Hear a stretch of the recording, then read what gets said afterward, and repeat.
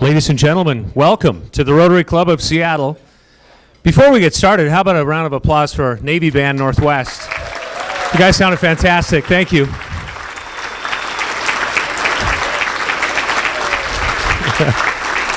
See, you guys got a standing ovation. That's not a bad start to the day.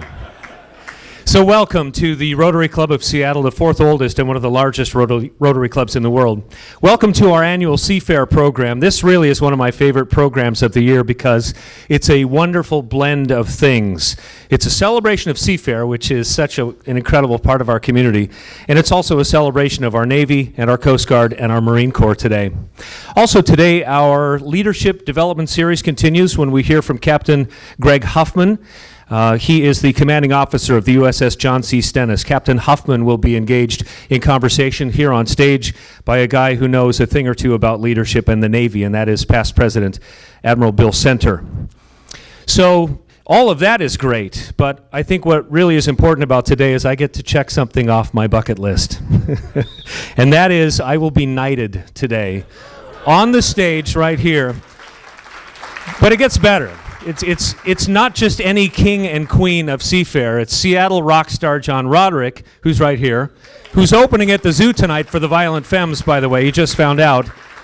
And also Angela Shen, CEO of Savor Seattle Food Tours, and entrepreneur. So these two rock stars are going to be knighting me up here. And at the end of today's program is the parade of ships for us, just off the balcony here, and Tom Jaffa will explain more about the parade of ships at the end of the program today. If you're just visiting us today, we start our meetings with inspiration and music. Our invocation today will be led by our member, Ana Liotta, who, by the way, is the president-elect of the National Speakers Association, 3,500 members nationwide. So congratulations to Ana. And then after that, Navy Band Northwest will play both the American and Canadian national anthems featuring musician second class Daniel Weber from Bowling Green, Ohio. So Anna, take it away. Thank you. Can you feel it? Maybe it's a tingling sensation, or the hair on the back of your neck is standing up. It's that thrill of anticipation. Then your heart leaps as you hear the first crack of the jets racing across the sky. The Blue Angels appear seemingly out of thin air. So close at times that if you're lucky, you can see their numbers. It's Seafair Week. Our harbor and streets are filled with crisply uniformed young women and men who have dedicated their lives to service and protecting our freedoms. Community spirit dances in the streets. Kids of all ages from 9 to 90 prepare with glee-filled breaths to watch the hydroplane race around the Lake Union at death-defying speeds and angles. It's Seafair, a celebration of community, a celebration of the human spirit, a celebration of life. Let us pause in gratitude to the millions of hours that volunteers have put into making this unique festival of festival part of our community heritage, a key element of the DNA of what it means to celebrate summer in the Pacific Northwest. It's Seafair. Our first guest speaker today is Captain Greg Huffman. Greg is the son of a career naval officer. He graduated from the Naval Academy in 1989. And received his master's degree from the University of Maryland a mere 6 months later. He earned his wings as a fighter pilot, he flew in combat, and graduated from the Navy Test Pilot School, placing him on the fast track to becoming an astronaut. The Navy then sent him down a more challenging path. More Americans have been launched into space than have commanded one of our Navy's nuclear aircraft carriers. A leadership challenge like no other. It's interesting because if you stop and think about it, we've had at least 3 different members, admirals in our club, who have been previous commanders of nuclear-powered aircraft carriers, a very distinguished group. And we have another aircraft carrier CO member, Admiral Tom Hayward. Stand up, Tom. I know you don't like me to introduce you.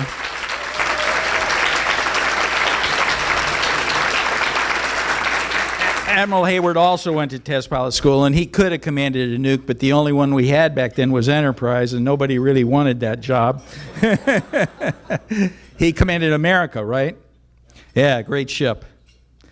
Well, when Captain Huffman navigates Stennis out of Bremerton and embarks the air wing, deploys in defense of our national interests, he leads a team more than 5,000 strong. Think about that for a moment.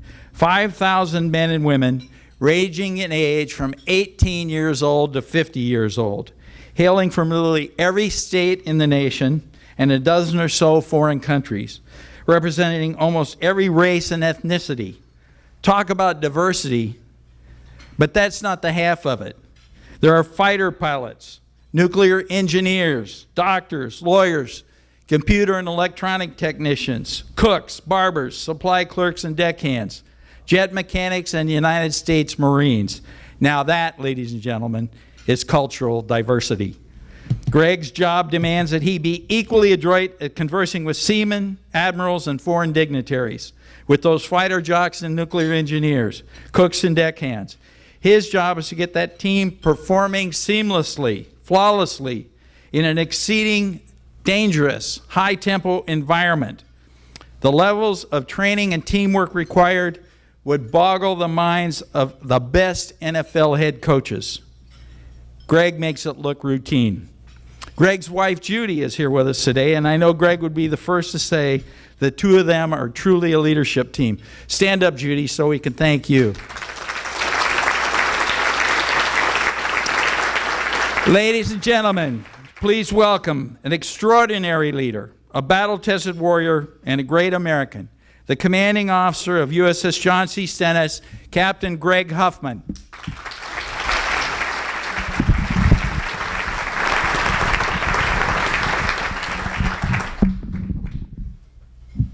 Admiral, thank you for that wonderful introduction. I hope I can live up to those words.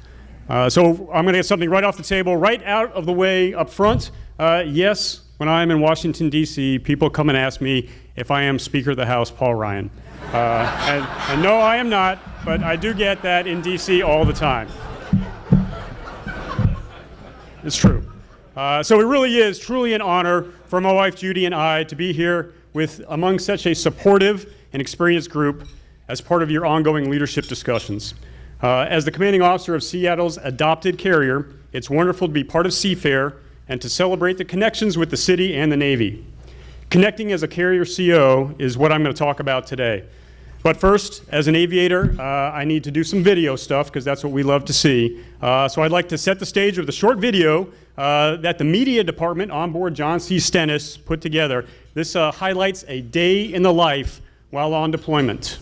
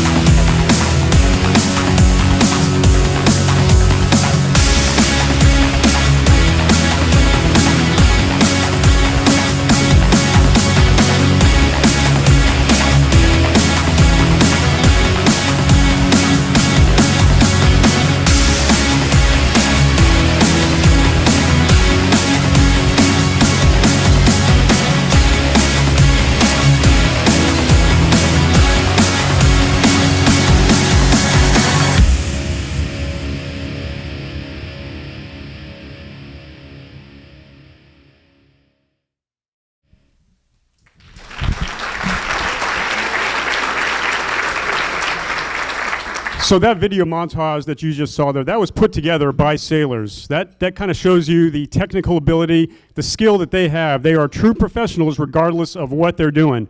And what you saw was just sort of the tip of the iceberg. It takes a concerted effort from all 5,000 dedicated men and women on board John C. Stennis when we conduct flight operations and project power in defense of the nation. In this day and age, everybody has one of these. I think probably everyone in this room has an iPhone or some sort of mobile device. We are used to instant information. We're used to being connected. For the younger sailors, that is all they know. So the question I want to talk about today is how do I, as the commanding officer, reach down to the deck plates to keep those sailors motivated and focused in that very dynamic and dangerous and often unforgiving environment? Or conversely, the length of a normal deployment often wears on the motivation and morale of the crew. When we're out of sight of land, every day can look pretty much the same. So keeping the focus in a repetitive, although exciting environment is equally as challenging. I'm going to focus my comments today on one foundational leadership tool that I, as the CEO of the Stennis, concentrate on daily, and that's communication, that connection with the sailors. I think communication is so important, and especially in this information age, that I make it a cornerstone of the command, something we try to do every day, but we don't always succeed at accomplishing. I view communicating and connecting with the crew as one of the most important aspects of my command. When I see the dedication that you just witnessed in that video and all the action behind the scenes in the propulsion plants, in the engineering spaces, in the squadron work centers and the galleys of these 5,000 patriots that work together to accomplish our mission, I'm reminded of the desire to serve and the common thread of patriotism and self-sacrifice that each of these sailors shares. They are part of the less than 1% of Americans that volunteer to serve in the armed forces. I am in awe of this amazing group of motivated citizens. Those young men and women are average Americans from all parts of the country with incredibly diverse backgrounds, yet they all share one thing in common: a desire to serve. When we deploy, I want to harness that enthusiasm and desire to serve by keeping it in the forefront.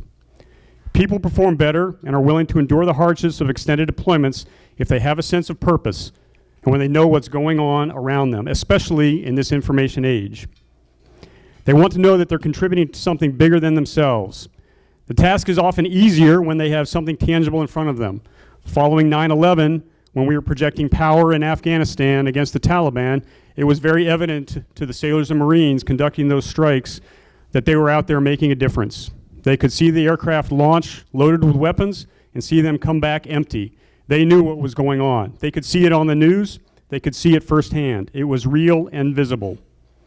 For us on John C. Stennis during last deployment, it was a little bit less tangible. It was a little bit more nuanced. We spent the majority of our time in the South China Sea. I think that's in the news every day nowadays, but it's not a place where we're doing kinetic operations. So part of my challenge was to keep the crew focused on that and let them understand that what we were doing was an incredibly important mission and that they had to be focused and ready to do that mission all the time. So I can approach communication and information flow constantly in both direct and indirect methods. From day one, when I meet sailors during command indoctrination, I let them know that communication is my job. They need to hear from me what we're doing, why we're doing it, and I need to hear back from them if they're not getting enough information. I make it a two-way street. I put some of the burden on them to come and approach me if they're not hearing things. As part of this initial meeting, I talk about our role as an instrument of national policy and remind them what a modern carrier and air wing bring to the table. I set out the command objectives, both near-term and far long range, that support the overall mission.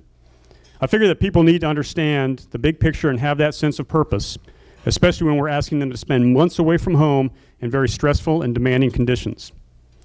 So from this fundamental starting point where I set the table with the crew during the indoctrination period, I spent a lot of time focusing on communication. I spent a lot of time letting them know what we're doing and why we're doing it and what's coming on the horizon. I want them to always remember the big picture and to feel connected to that mission, especially when we're asking them to do those hard jobs that don't always seem to add up to making a difference. And I do this in a lot of different ways. The first way is mass communication. I use the ship's PA system. I get on there just about every day and give the crew updates on what we're doing, why we're doing it, where we're going, what's coming on the horizon, what things have changed, what are the big things going on. And I remind them that we need to stay focused, that they need to look out after each other, and that they need to remain a team to get things done. They hear that directly from me every day. I let them know everything that is going on. I don't hold anything back. Of course, sometimes PA systems are not always the clearest ways of communicating. Sometimes they sound a lot like Charlie Brown's teacher.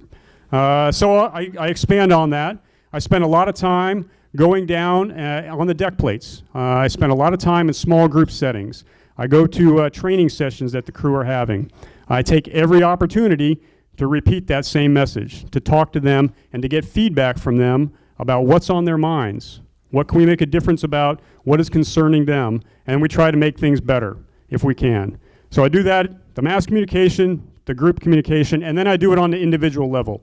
I spend a little bit of time every day with a sailor of the day, someone that is chosen by the command master chief and the senior enlisted leadership. I bring them up onto the flag on the nav bridge, and I talk to them about what's going on. I do a one-on-one conversation for a while, explain to them why we're doing things and what's happening. It's amazing to see what they know and don't know and what is connected with them. And it's a great opportunity for me. Probably my favorite part of the day is the Sailor of the Day opportunity. But then I spend a lot of time walking around the ship. And I engage with sailors one-on-one all the time. I ask them what's going on. And that's also a great chance for me to get feedback on whether the message is getting down to the deck plates. And to me, that's important, to get that feedback to make sure that the communication and the connection is happening. So that's how I spend that time to connect and communicate with people, but I think that's a foundational thing. Basically, I take every opportunity to reaffirm our mission and purpose and to connect directly and indirectly with the sailors. You know, the Navy has a maxim, mission first and sailors always, and I've always believed that. We always have a mission to do, but we can't do it without our sailors. So I try to make that connection every day in any way I can with the sailors on John C. Stennis. We can't accomplish that mission without their full commitment and dedication. We can't do it unless we're acting as a team, unless they know what's going on and have that sense of purpose and dedication to it. So as we go through the rest of the Seafarer Week, I encourage everybody in this room to get out and talk to sailors. You will be amazed. Talk to sailors and Coast Guardsmen and Marines, all the people that are participating. You'll be amazed at the stories they bring, the dedication they have, and the service that they are providing to this nation. As I mentioned before, less than 1% of Americans volunteer to serve in the military. So it's very, very important, I think, that we recognize those folks, what they are doing, and why they're doing it, and give them a chance to tell us what's going on with their lives. Admiral. Couldn't agree more. If you think it's impressive to hear from a captain or an admiral, you should hear from the seamen and the firemen and the airmen. They're incredible. I'm going to ask the first question, so you get ready to ask your questions, because we're going to do 6 minutes of Q&A. Captain, Stennis is so huge and complex, as we saw in the movie, that even when you're pierside, no single individual can supervise all aspects or even the most simple or routine evolutions. And frequently, there are several critical, highly complex operations taking place at the same instant. Getting things done depends on dozens, often hundreds of people, knowing what needs to be done, knowing what needs to happen, and demonstrating exceptional levels of leadership and individual initiative. I do have a question. How do you foster the sense of responsibility needed to keep all those folks doing their jobs, doing them well, with limited supervision and without being told what needs to be done? Admiral, thank you for that long question. I will sum it up. I will sum that up with one word, and that's empowerment. I truly believe that I have a dedicated team of professionals that know their jobs, and they know their jobs better than I do. And I empower them to conduct their jobs. I lay those foundational goals and long-range things that we need to get done on the ship, but then I let them do their jobs. I empower them and I trust them, and I know a little bit about their weaknesses and strengths, and keep track of those kind of things, but empowerment is how I get things done. I let the people run their departments and divisions, and it's worked out well. Amen. Laurel James is out here with George Twist. Captain, my question will be a little shorter than Bill's. The first plane off your flight deck looked to be a mini AWACS. Is that what that was with a top on it there? Yes, sir. As a matter of fact, that's the E-2 Hawkeye. That is our seaborne surveillance aircraft. So that is exactly what they do. We launched them first to go out there and give us our eyes in the sky so that we can see what is going on around the ship and around the strike group and get a good picture of everything that is happening. So yes, sir, that is our surveillance plane, very much like a mini AWACS aircraft. Only better. Heather. All right, next question. I'm curious in your career how you've developed over time the leadership values and the style, and also is there a commanding officer that you would credit with some of that leadership? Yes, sir. So a lot of it was the School of Hard Knocks, I think. A lot of on-the-job training. I've had the benefit of many schoolhouse leadership courses, and those are great for setting foundations, but they can't cover every single circumstance, everything you're going to run into. So most of what I have come across is through on-the-job training, going through things, learning how to make decisions, and then following through on things. Not always correct, but doing the best I can at making those decisions. And I've had an abundance of extremely talented commanding officers, and I have learned from every single one of them. Going all the way back to one of my first commanding officers, Commander Mark Ziegler, who was a Blue Angel, retired after his command tour, but he was a fantastic leader, let us do our jobs, and that's kind of, I think, where I picked up that style of doing things, letting other people run their jobs like they're supposed to and not getting in their business on things. Okay, the last question. Fortunately, it goes to someone. I want to introduce you to someone. I want to introduce Beth Wojcik. Stand up, Beth. Beth is a former president and CEO of Seafair. Stand up so we can ask your question. Oh, it's not Beth. It's the other former president. Who's asking the question? I'm asking the question. Oh, okay. We have also Beth Knox, Yeah. the two Beths, two former president and CEOs of.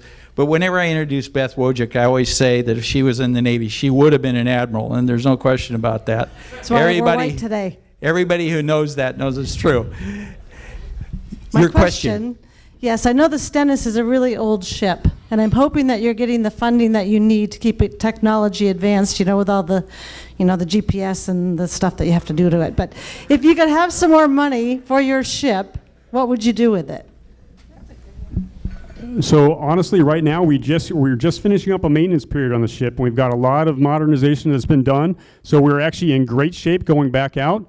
If I had more money that I could spend anywhere, I would want more sailors.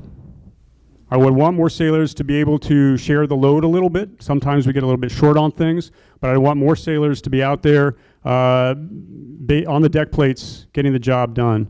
That's something I would take right now if I could. As far as the modernization piece, we're getting what we need. The ship is in fantastic shape. We are coming out of that maintenance period and getting ready to get back out on the front lines. It's very exciting. In fact, after this today, I'm getting back over there because we're going through some certifications and training, and the crew is very excited. But one thing I would look for right now is probably to get more folks out there on the deck plates doing that job. Take that, robots. Captain Greg Huffman. Here, you take that one with you. I'm going to put this. Great job. Great job. So I introduced the two Beths. Now I get to introduce the successor. Up next, we'll hear from yet another great leader and another one of our own members, Richard Anderson, the current president and CEO of Seafair. Unless you were present at the meeting where Richard was introduced as a new member, you might be surprised to learn that Richard came to Seattle following a successful stint as president and CEO of one of Canada's largest multi-purpose entertainment and meeting complexes, Northlands in Edmonton, Alberta. Before that, he served as executive vice president of the San Diego Padres and general manager of Petco Park. And let me just say here, if I wasn't in the Navy, I would have wanted his career. President and CEO of Joe Robbie Stadium in Miami, Florida, Vice President of Administration and Operations for the Pittsburgh Pirates, and for 10 years was a minor league general manager for the Atlanta Braves. Richard is a well-known motivational speaker, sought after for his expertise in the areas of leadership, career and personal development, strategic planning, and team building. He holds an MBA from the University of Pittsburgh Katz School of Business and International Corporate Director's designation from the Rotman School of Business at the University of Toronto. We're so lucky to have him here in Seattle as the leader of our iconic summer celebration. Here today to update us on all the new and exciting things happening in Seafair, please welcome Richard Anderson.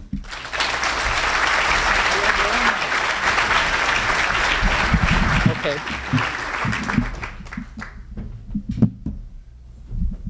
Take it away the one you brought. In the late 80s, I had an opportunity to befriend a fairly well-known author. Any of you that follow sports might know John Feinstein. At the time, John was well known for some controversial books, A Good Walk Spoiled, Season on the Brink that Bobby Knight wasn't too pleased with. And as I got to know John a little bit, he wanted to do a story on baseball, and he asked me if I'd introduce him to some folks I knew, and I said, sure, I'd be happy to. So I did that, and for whatever reason, certainly nothing I asked him about, he felt compelled to keep me updated on what was going on. One particular day, he was in Baltimore, and he called. And you may not know the individual on the right side of that picture, but it's Cal Ripken Jr. And he said, I had the most unbelievable day today. On the left side of that picture is Cal Ripken Jr.'s dad, Cal Ripken Sr., and Cal's three siblings. He said, I met with Cal Ripken Jr. today, at this point quite a baseball player of his own, later becoming one of the greatest all time. He said, I asked him, what was it like to grow up as a young kid in the Baltimore Orioles clubhouse? His dad was a coach. He said it was amazing during the summer. We were out of school. I'd get up every morning with my dad. I was so excited. We'd get up, we'd have breakfast. My dad loved to go to the park early, so we jumped in the car.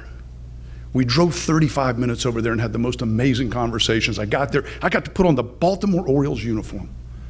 I'm hanging out with Brooks Robinson and Frank Robinson and Mike Cuellar and Jim Palmer and all Hall of Famers in the future. Earl Weaver's the manager. I'm shagging balls in the outfield. I'm the bat boy during the game. When it's over, I'm sitting in Earl Weaver's office as he's bantering with the media, and then we dress and we get in that car and we have that 35-minute ride home talking about the day. It was the greatest 35 minutes of my life. At Seafair, since 1950, nothing's been more synonymous with summer in Seattle. 75 sanctioned events, 2 million people, and creating memories that last a lifetime. Memories like these. Many of you that live here know these. Many of them are Cal Ripken Sr. memories. Moments that we had an opportunity to escape and be with somebody we loved, someone that mattered, to see something that awed us, to be a part of something that was just sheer fun and crazy, to be a part of a group that participated in something that we might normally not get to touch a heart. But Seafair is a lot more than festivals, parades, and events. What those that are close, and certainly the two Beths know, and everybody else, there's many former board members in here, current board members as well. Seafair is about three things. Everything we do since 1950. It's about building community. Every event we put on is about bringing this community together. It's about creating positive memories, and it's about affordable fun. Every event we put on, you can come to for free. We're a not-for-profit. We don't take any public money. We're corporately supported on the backs of volunteers, and I'll talk a little more of that later, but that's what we're really up to. So I want to talk a little bit about 2017. And so what's new and what are we building on the great traditions of the past? A strong nod for the past for sure, but in terms of our content, well, certainly the Blue Angels are back, and there's just literally nothing more breathtaking. As Anna talked in her opening remarks, it puts the hair up on your neck. We also have some amazing other events going on. We have an F-22 Raptor that we'll be putting on a display for us, an A-10 flyover. We have a major fuel tanker that Boeing is presenting that's jaw-dropping as this thing comes 300 or 400 feet above Lake Washington in the air show. And we have 3 aerobatic planes that will spin our minds out of craziness. Just sheer fun to see this air show together with people we care about. In addition, these hydroplanes, which may be the craziest thing I've ever seen, 210 miles an hour is the speeds they'll be touching on Lake Washington this year. We have 3 classes of hydroplanes, but we have a lot more. filled with music and entertainment throughout. We're driving to drive a younger, more eclectic crowd along with the traditional crowds we've had, so there'll be music throughout.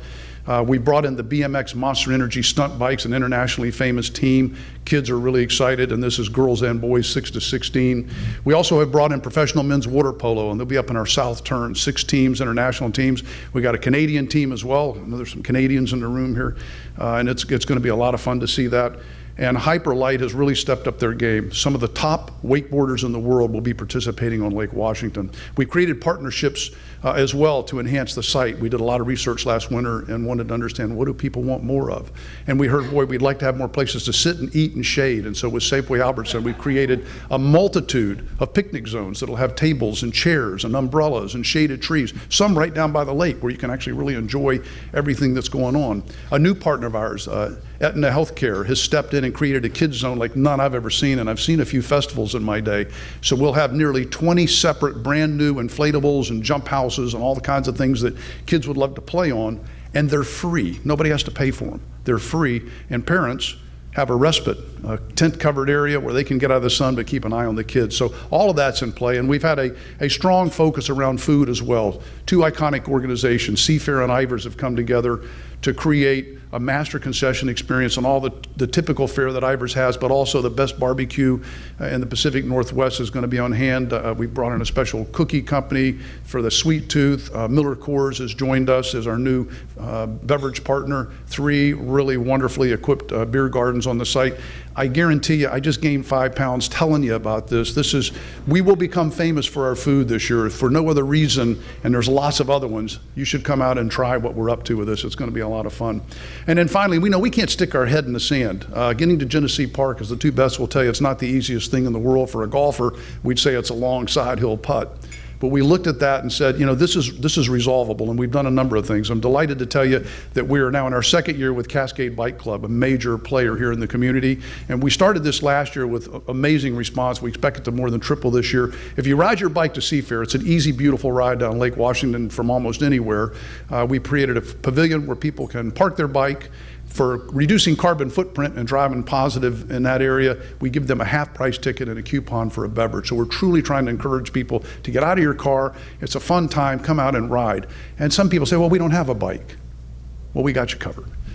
We've created a partnership with Spin Bicycles. They're all over the place here. You simply see them parked on the street. You get it. You only pay for just the time you ride. When it's parked at Seafair, you're not paying for it. And you still get a half-price ticket and a bottle of water. So now you got no excuse not to ride a bike. But if you say, I really don't want to do that, but I don't want to drive my car, we say, okay, well, we created a rideshare program this year with Uber, and right to the front of the site. So you'll be able to come right to a VIP area and have access and get in and off the site without having to drive your car or pay for any kind of parking. We've also created a great program with mass transit. We built on the backs of what's been done in the prior years. Military service personnel with their IDs or uniforms will ride for free the 1st through the 6th, so there's no reason why you can't come out and enjoy that experience as well. And then we've had a great opportunity to build a relationship even better than the great one we've had over time with our public safety folks. You can buy parking in advance right now. We've enhanced our parking operations on site. You can go online to seafair.com and pick up parking, and certainly have an easy way to get on the site from there. So access is improved. I want to briefly talk about partnering with the military, because that's a key piece of why Seafair exists, and we're so proud of that. Our whole focus is around connecting, educating, honoring, and supporting our military. And as you heard with Tom and many others on our board, it's just truly in our heart. We do several things. We do a senior leadership networking opportunity. In fact, in February, in fact, Admiral Mays is pictured here with one of our board members, and he was a keynote speaker for us. It's a great opportunity to connect our civilian and military community together. We have a signature partner event throughout the year. All sorts of things happen. In fact, this weekend, the Coast Guard will be putting on an amazing water rescue display, so you'll want to see that for sure. In addition, Fleet Week facilitation, we partner with the Navy League, with Tom and Diane, and we dedicate personnel and resources to that, and super proud of this entire process as we have a chance to honor our servicemen and women for all they do. And in the recruitment, we know this is a hotbed. The Pacific Northwest is a hotbed, and we serve and work closely with our military partners to drive that. This is from last year at our gala, where we were knighting some of the Blue Angels, and it's a great opportunity for our young men and women in the area to just see what it's like to have a chance to get the discipline and the experience and the knowledge and the opportunity to grow as you get when you join our armed services. In addition, CFAIR stands for community. We support 32 separate community events in any number of ways throughout the Pacific Northwest. They attract over 500,000 people, large groups and small, and they're all a part about making memories. By the numbers, several people say, so yeah, that's all great, and we love that, but what's the impact? I'm an economist, and so with the help of people in the past and looking forward, there are 2 million people that touch CFAIR during the course of our 75 events. $80 million worth of economic impact. Today, we had yesterday I should say, and today we'll have again 400,000 hits on our webpage. People are looking, it's busy. We have 55,000 Facebook followers and so on. There's 6.9 million people touched as viewers in the course of our 3 major events. But what we're really about is creating memories and uniting memories, creating memories and uniting communities under everything else we do. On your tables, we've left a couple of flyers. There's a VIP experience this weekend. We haven't done this before, but it's a great way to come out in a shared hospitality. We hope you'll look at that and consider it. It's really relatively inexpensive. There's still tickets available. You can ride your bike. We hope you'll come out. But what we really, truly hope you'll do is you'll take a page out of Cal Ripken Sr.'s book, and you'll think about what this is really about, a community like none other. I've never seen a CFAIR anywhere I've lived. Truly, I'm honored to follow the 2 Beths and to be a part of an organization that's fully about enhancing the quality of life in our community. And you have a chance this weekend to find that 35-minute drive of your own with somebody that matters to you and build a memory that'll last a lifetime. CFAIR is summer. We hope to see you out there. Thank you.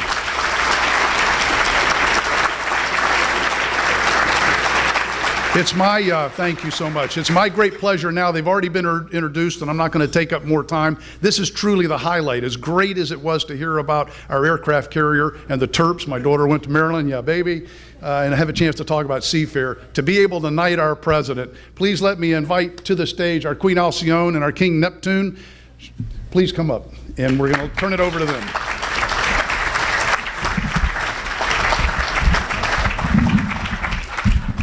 Well, we are so honored to be here today. Of course, with this coming up, I mean, clearly nobody really cares about why we're up here, but I did want to take well, the king cares, clearly, whatever the king wants. I did want to take a moment to thank the Rotary, actually. So as a very small, humble business owner here in Seattle, I actually owe a lot of gratitude to the Rotary, believe it or not. So I grew up in a very small town, Hopkins, Minnesota, making up the entire minority population of my small town. And while all the cool kids in John Roderick went to band camp, I went to business camp, courtesy of the Rotary.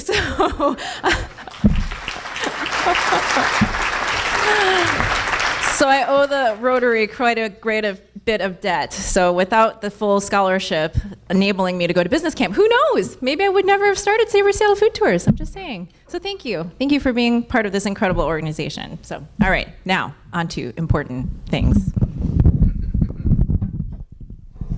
You could have ended up a rock musician. Apparently there are worse things. All right, he's already been welcomed to the stage. Ladies and gentlemen, we're now going to knight your esteemed Rotary 4 President, Mark Wright.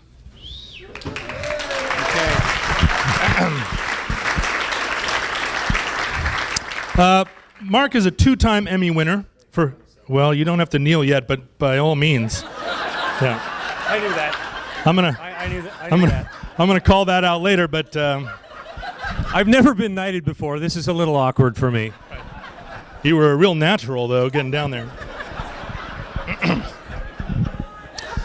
Thank you.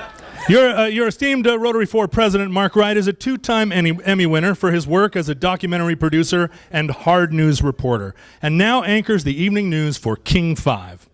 Besides his broadcast journalism pedigree, Mark is passionate about locally grown food, farms, and the farm-to-table movement, and gratifyingly, a big fan of indie rock. As a matter of fact, he and his brothers are partners in an organic vegetable community. All of this, and he finds time to serve his community through Rotary and other worthwhile causes. Mark, now you may kneel before your seafair royalty. Yeah. Pick your good knee. Are you gonna selfie this? You know, we're kind of short on time. There you go, ready? My bosses will like Oh, okay. That's right, you are in the media. We, King Neptune and Queen Alcyone, on behalf of Seafair, and as a token of our great esteem for you, and in recognition of your ability to do honor to the illustrious position, do hereby appoint you as Seafair Royal. Mark Wright, I hereby declare you Duke of Homegrown. homegrown what? Well, that's what we're leaving hanging in the room. Duke of the Homegrown and King 5 of Rotary 4. And here's your don't stand yet. I'm just going to walk you through this. There you are. Never take it off. Now, you may rise, Duke. Thank you. Now go forth and spread the Seafair message. Thank you so much. Thank you. Thank you. Great pleasure.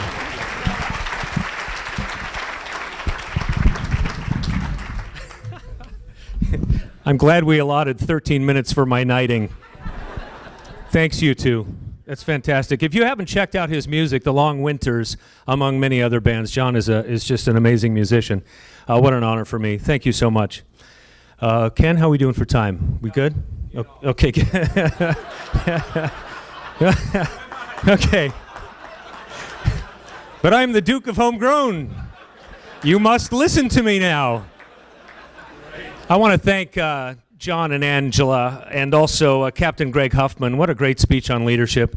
And you know, I am so humbled to have all of you who are serving in the military here today. I don't know if you hear it enough from us, but the fact that you've dedicated your lives to protecting us and our incredible country, we can't thank you enough. I know it's hard work. I know that all of your families sacrifice so that you can do the work that you do. Thank you so much.